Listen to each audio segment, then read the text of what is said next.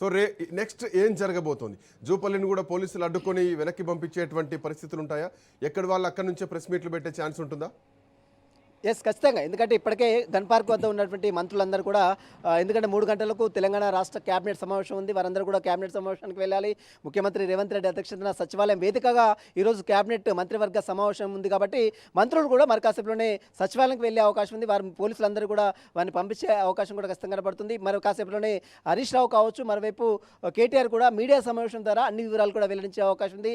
గురుకుల కళాశాలలో, గురుకుల పాఠశాలలో జరుగుతున్నటువంటి అవినీతి అక్రమాలు 2000 కోట్ల స్కామ్ తెరదీశారంటూ కూడా ఆర్ఎస్ ప్రవీణ్ కుమార్ ఆధారాలతో సహా మొత్తం బయటపెడతామని చెప్పారు. అయితే మీడియా సమావేశం ఏర్పాటు చేస్తే అన్ని వివరాలు కూడా వెల్లడించే అవకాశం ఉంది. ఇదే తరహాలో ఇప్పటికే మంత్రులు గన్ పార్క్ వద్ద నుంచి మాట్లాడారు. ఎవరు పడితే వారు వచ్చి ఎవరు పడితే వారు సవాలు ఇస్తే ఎవరు కూడా మేము రెస్పాండ్ కాము, కేవలం కేసీఆర్ మాట్లాడితేనే మేము రెస్పాండ్ అవుతామని ఇప్పటికే పొన్నం ప్రభాకర్ గన్ పార్క్ వేదిక ద్వారా మాట్లాడారు. మరోవైపు జూపల్లి సైతము కేటీఆర్ అబద్ధాలు అసత్యాలు ప్రచారం చేస్తున్నారు, లక్షల కోట్లు 7 లక్షల కోట్లు. ఈ ఎపిసోడ్ మొత్తం చూస్తే సునీల్ నాకు అనిపిస్తుంది ప్రతిపక్షం ట్రాప్ లో ప్రభుత్వం వెళ్ళిపోతుందా అన్నది ఒకటి కనిపిస్తోంది. లేదంటే ప్రభుత్వం దగ్గర వేరే ఆప్షన్ లేక ఇట్లాంటి రాజకీయాలకు ఏమైనా తెరదీస్తుందా కాంగ్రెస్ పార్టీ అన్న ప్రశ్న ఒకటి కనిపిస్తోంది.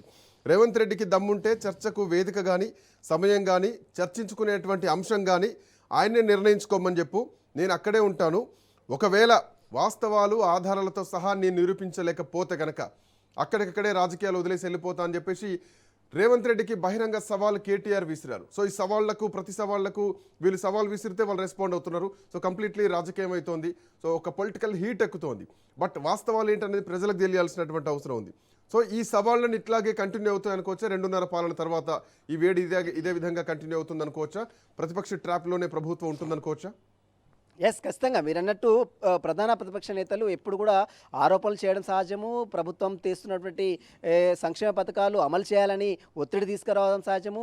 ఇచ్చినటువంటి 6 గ్యారంటీలు అమలు చేయకపోవడంతో దాన్ని అమలు చేసే దిశగా ప్రధాన ప్రతిపక్ష నేతలు ప్రభుత్వంతో పోరాడడం, ప్రభుత్వం తీరుపై విమర్శలు అస్త్రాలు కురిపించడం సహజం. కానీ దీనికి రెస్పాండ్ అవుతూ మళ్ళీ వారు ప్రతి సవాళ్ళు విసరడము కొత్త చర్చగా అయితే దారితీస్తుందని చెప్పవచ్చు. ఎందుకంటే ప్రధాన ప్రతిపక్ష నేతలు చేస్తున్నటువంటి సవాళ్లకు రెస్పాండ్ అయ్యి మళ్ళీ వారే రోడ్డు మీదకి వచ్చి బహిరంగంగా రోడ్డు మీదకి వచ్చి సవాళ్ళు విసిరడం పట్ల వీరు ప్రధాన ప్రతిపక్ష నేతలు చేస్తున్నటువంటి ట్రాప్లో వీరు పడ్డారు, అధికార పార్టీ సంబంధించిన నేతలు ట్రాప్లో పడ్డారు అనేది ఇక్కడ మనకు చాలా స్పష్టంగా అర్థమవుతుంది. ఎందుకంటే నిన్న జూపల్లి విసిరిన సవాల్ కావచ్చు, ఈరోజు మంత్రి అడ్లూరి లక్ష్మణ్, మంత్రి పొన్నం ప్రభాకర్ విసిరిన సవాల్ కావచ్చు, వారు స్వీకరించారు. ఎందుకంటే వారు అధికారంలో లేరు, వారు 2.5 సంవత్సరాలు ఇంకా వారికి టైం ఉంది కాబట్టి వీరు అధికారంలో ఉన్నటువంటి నేతలు ఏ రకంగా రోడ్డు మీదకి వచ్చి సవాలు విసురుతారనేది ఇక్కడ ప్రధాన చర్చ జరుగుతుంది. ఎందుకంటే ప్రధాన ప్రతిపక్ష నేతలు ఉన్నటువంటి నేతలు వారు టార్గెట్ పెడతారు, ఖచ్చితంగా వారిని టార్గెట్ చేస్తారు, ఖచ్చితంగా వారి నిలదీస్తారు. అవసరమైతే